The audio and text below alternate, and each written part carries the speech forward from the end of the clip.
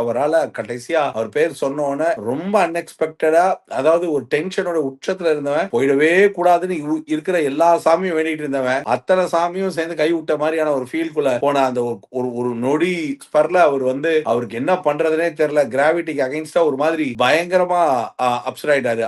ஆனால் அந்த இடத்துல அவர் மறுபடியும் எப்படின்னா, ஓகே, அதாவது நடந்தது நடந்துருச்சு. நீங்க எதையும் மாத்த முடியாது. நம்ம கன்ஃபார்ம்டு தான். ஆனா அவருக்குள்ள இருக்கிற குழந்தை, அவருக்குள்ள இருக்கிற கோபம், அவருக்குள்ள இருக்கிற எதிர்பார்ப்பு, ஏக்கம், இந்த இந்த கேம லவ் பண்ணி, டிராவல் பண்ணி இந்த வீட்டுக்குள்ள ரொம்ப ரசிச்சு ரசிச்சு ஒவ்வொரு நாள் நிகழ்வுகள தள்ளி ஒரு பெர்சனா இருக்கிற பிரவீனுக்கு பாட்டம் ஆஃப் த ஹார்ட்ல இருந்து அவர் ஒண்ணு சொல்ல ட்ரை பண்றாரு. ஆஃப் கோர்ஸ் எல்லா இடத்துலயும் அந்த வெஞ்சன்ஸ் அண்ட் கோவம் இருக்கும். கடைசி நேரத்துல கமருதீன சம்பந்தமே இல்லாம செஞ்சு விட்டு தான் போனாரு. எதுக்காக இவர் வந்து இந்த வீட்டுக்குள்ள சும்மா உட்கார்ந்திருக்கும் போது பிரஜனும் சரி, இவங்களும் சரி, இவங்க ரெண்டு பேரும் சேர்ந்து கமருதீன இந்த இதுக்கு கூப்பிடுவாங்களா, அப்புறம் கமருதீன் மேலேயே பழிய போடுவாங்களான்ற மாதிரி தான் போச்சு. But what's a part is like, இது ஒரு கர்மான்னு சொல்ல மாட்டேன். இப்படிதான் டிசைன். இந்த வீட்டுக்குள்ள இருக்க யார் தகுதி இல்லைன்னும் போது யார் வாயிலையும் வராத பேரு பிரவீன். ஆனா அப்படி நகுத்ததுன்னா இதான் இந்த கேம் ஷோவோட பேட்டர்ன். இந்த பர்டிகுலர் இடத்துல பிரவீன் ஒரு மெச்சூரிட்டியை காமிச்ச விதம், அதாவது குழந்தையா அழுது புலம்பி ஒரு மாதிரி வேற மாதிரி இல்லாம, ஏன்னா அவர் வந்து ஆப்பர்ச்சுனிட்டியோட வேல்யூக்காக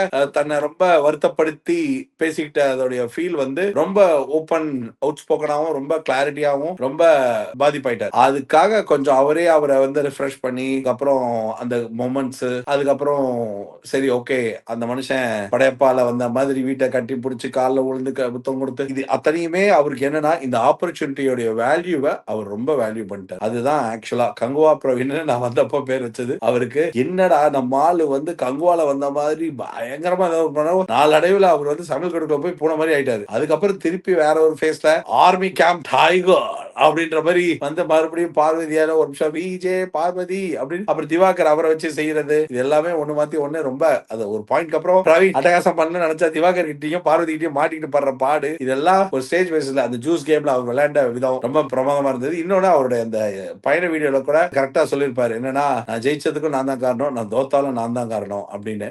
இந்த ஒரு இடத்துல இந்த இடம் இது இப்போ வெளில வந்தது மக்கள் இவங்களை தேர்ந்தெடுக்கப்படாமல் போன தோல்வியா நான் பார்க்கல. இந்த நேரத்துல இவர் வெளியில போறது இவர் கேரியருக்கு ரொம்ப நல்லதுன்னு ஒரு விஷயம் நல்ல விதமாவே பார்த்தா எப்படி இருக்குமோ இதை நம்ம அப்படிதான் பார்த்தாகணும். சோ இவருக்கு இந்த நேரத்துல இந்த எக்ஸிட் வந்து மேபி இவருடைய கம்பேக்குக்கான கேரியர்ல வேற ஒரு விதமான டைமென்ஷனுக்கு பயங்கரமா இருக்கும். ஏன்னா வெளியில கூப்பிட்டு ஸ்டேஜ்ல பேசும்போது கூட இந்த மனுஷன் எக்ஸ்பிரஸ் பண்றது எல்லாத்தையும் எக்ஸ்பிரஸ் பண்ணிட்டதுனால மனசுக்குள்ள இருக்கிறதையும் ஃபுல்லா கேட்டார். சார் ஒரு நாள் உங்களுக்கு வில்லனா நான் பண்ணணும் அப்படின்னு எதெல்லாம் எழுதி வச்சிருக்கப்படணுமோ அதெல்லாம் நடக்கணும்னா 100% அது நடக்கும். அதுல எந்த ஒரு மாற்று கருத்தும் கிடையாது.